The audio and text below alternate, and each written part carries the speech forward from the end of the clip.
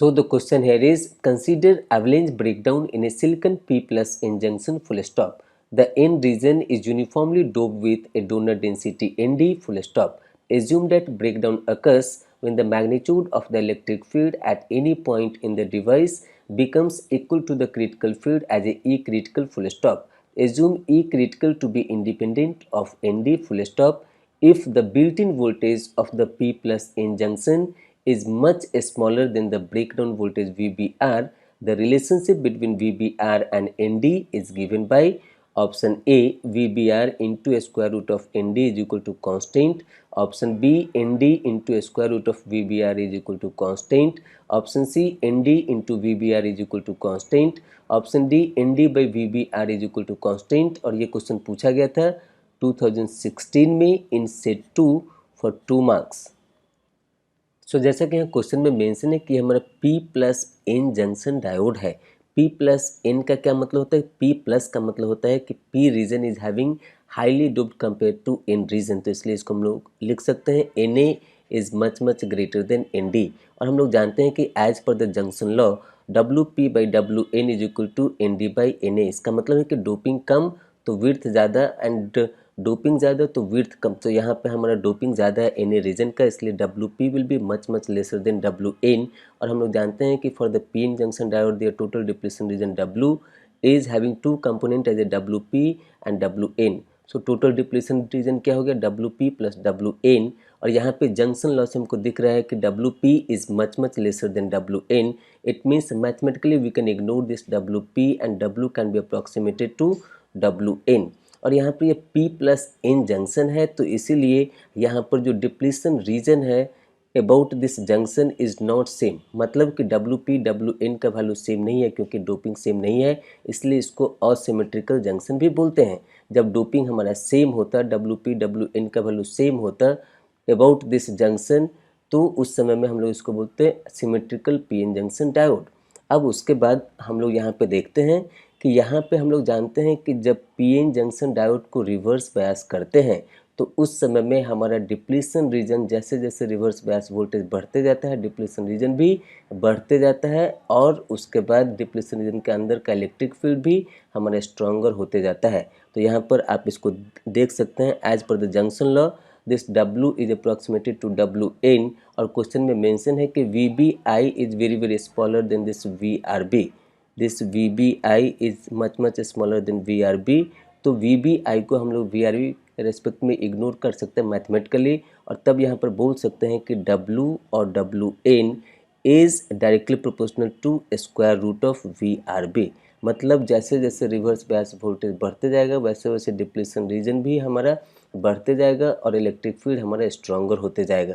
और हम लोग जानते हैं कि PN जंक्शन डायोड में at the junction the magnitude of the electric field is maximum, जो यहाँ पे ग्राफ में इस तरीके से दिखाया गया है।